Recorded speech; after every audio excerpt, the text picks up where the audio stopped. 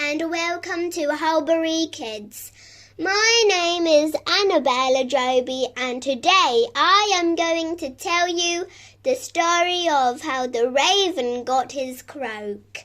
There was a great gathering of birds in the cowslip field, for they were all going to have a competition to see which one could make the most noise.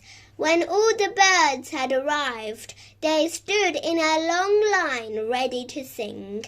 Then they all began and each one tried his or her hardest to reach the highest note.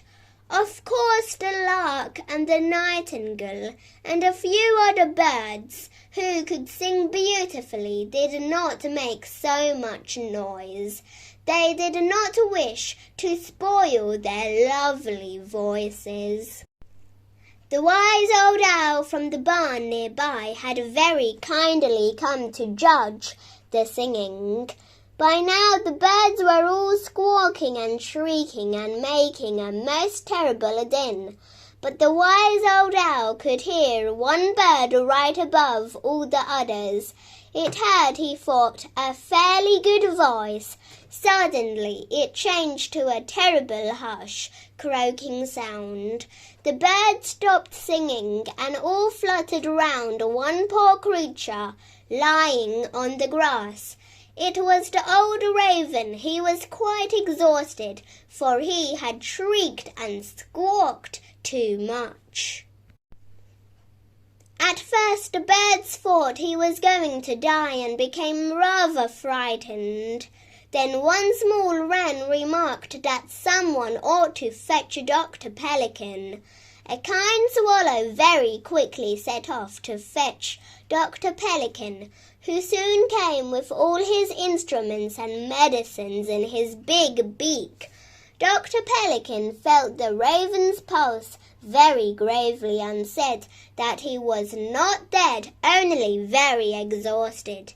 He then examined his throat and said, "His throat has suffered from too much shrieking and squawking, and I am much afraid it is very badly hurt.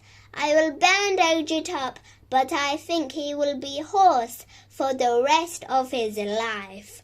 Poor fellow." The prize was given to the raven in the end, for the owl thought he was well deserved it.